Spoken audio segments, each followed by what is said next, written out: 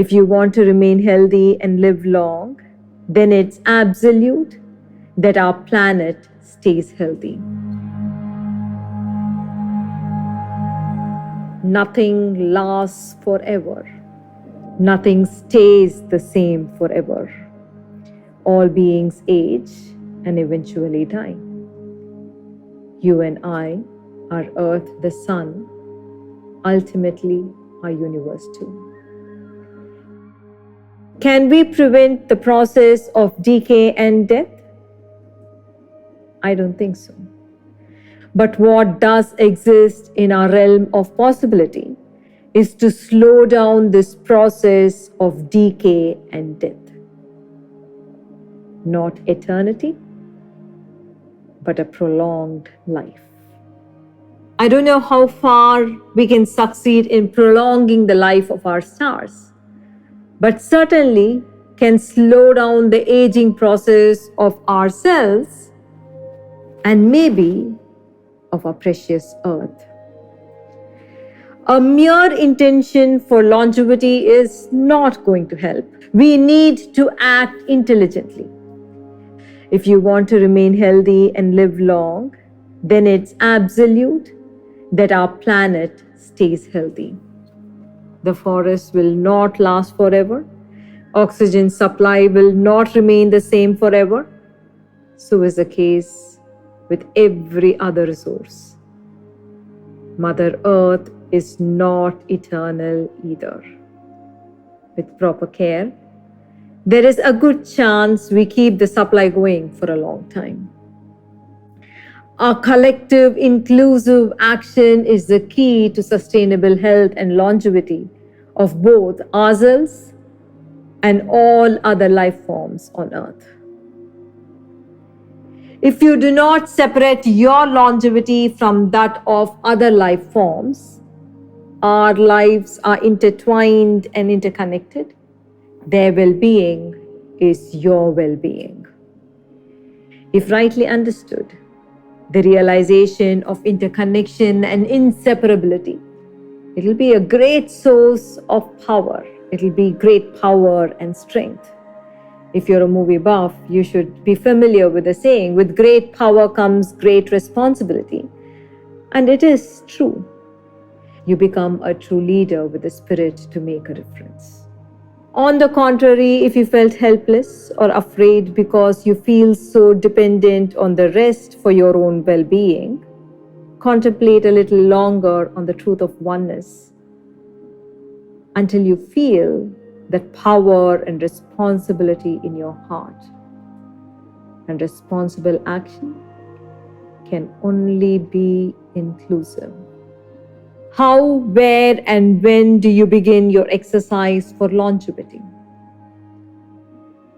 You begin at home. You begin right now by practicing sustainability. This week, let's bring attention to the flora and fauna of the different regions of our world.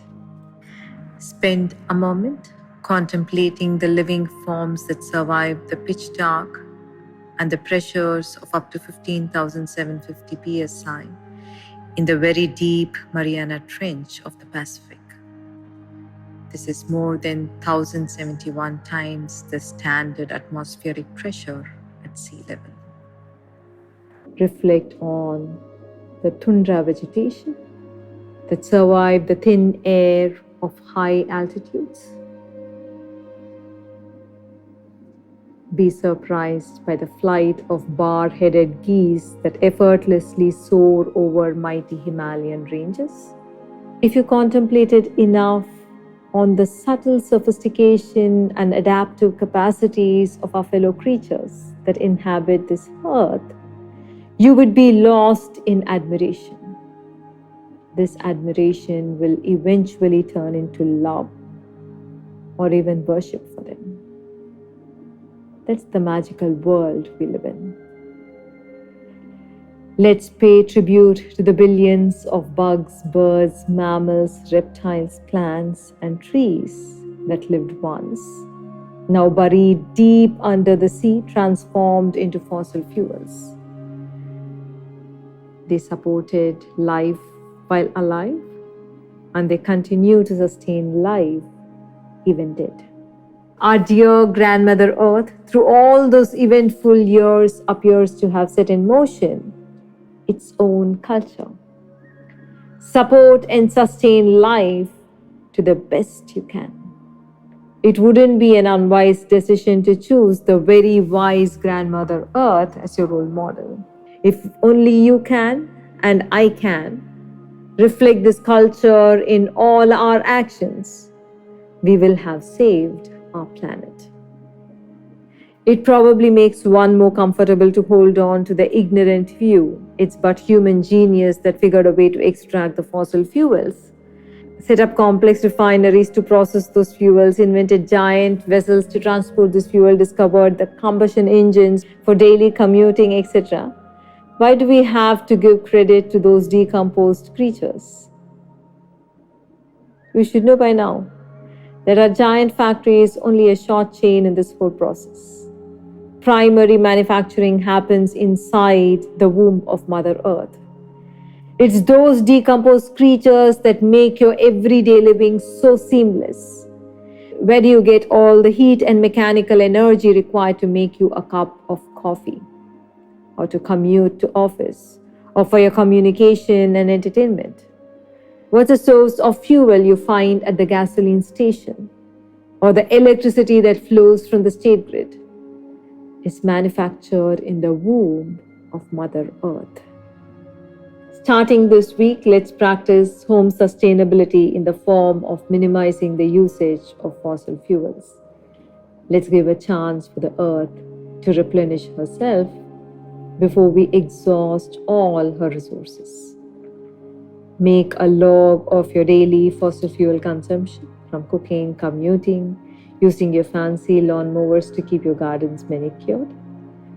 Contemplate, discuss with your social media buddies, browse the net, figure out ways to reduce fuel consumption.